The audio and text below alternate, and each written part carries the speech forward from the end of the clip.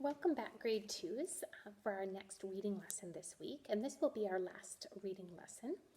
And I hope you are remembering the WH says W, right? And so you've got it. Today, our story that we're going to read in our reader is W. And remember the silent E makes the A say ale. Whale songs is the story that you are going to read in your reader. Now, today you're going to watch the video and we're going to do a couple things. You're going to read the warm-up sheet, and then tomorrow you're going to open up and you can read your whale songs from your reader. Okay? But first in your package is a little booklet that says whale facts. So press pause on the video if you don't have it and get your whale facts booklet. Okay? So on the front of our page it tells us the title of the book. It says Whale Facts. And it also tells us who the author is, who the person that wrote it. By Jan M. White. Jan M. White. Now, if we open up and turn to page 1, which page 1 is down here with the page numbers, this is called a table of contents. And that tells us what's inside the book. So, for example, if we wanted to learn about the different types of whales, we could go down the table of contents, types of whales, and it would tell me to turn to page 6. Right, so I would turn to page 6 to discover the different types of whales. Now you'll notice this is darker, it's more black, right? It's called bold text. And sometimes authors or different people will type it with a bold text so that it grabs our attention. It's something important, okay? Now what I'm going to have you do on your own is I'm going to have you read today pages 2, 3, 4, all the way to page 5. So you're going to do that after the video on your own. But let's turn to page 6 because we have some pictures of some whales. Now there is a word above this whale and some words below that whale. They're called captions. So the caption is describing kind of what we see in the picture. The white whale. So this is a picture of the white whale. Okay? Down here, this describes this illustration.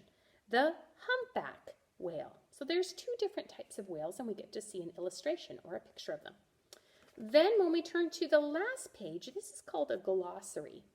And a glossary is like a dictionary, except for it doesn't have all of the words, all the English words. It has words that you might not know what they mean in the story. So the glossary, so if you were going along reading and you come across a word you don't know what it means, you flip to the glossary and it's in alphabetical order and you could find what that particular word you didn't know what it meant. Okay, so for example, what does the word pod mean? Well, let's go around. Remember the bolded words? Oh, pod, 2 or more whales. So when whales are together with each other, they're called a pod. So when you were reading, you now know what pod means. Okay? The other thing that you're going to do is in your packages, I have a warm-up sheet. So this is going to get you prepared and ready to read the words that you're going to come across in the story. Okay? Now I have the word whale wrote up here, but what if I have more than one? Because in the story that we're going to read, okay, there is going to be more than one whale. So we are just going to add an S. And now the word is whales. I have more than one, okay? Now on the warm-up sheet, you'll also notice the very last word, and it's spelled different than sometimes we spell it, but this is mum. So mum can be spelled M-O-M, and then in other countries it's spelled M-U-M. You might have a different term that you call your mum. There's mom, mama, ma, mummy, mother, right? So what do you call your mum?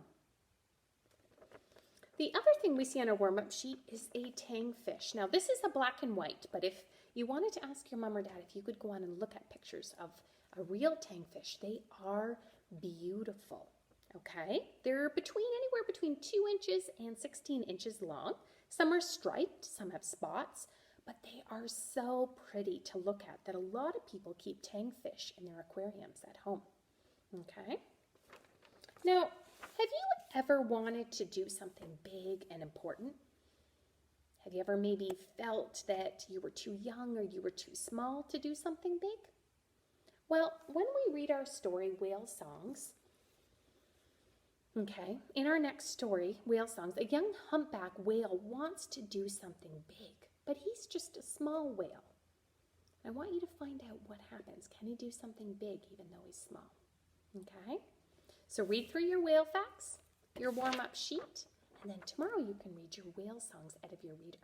And then I'd like you to bring everything back with you on Monday, and we'll see you then.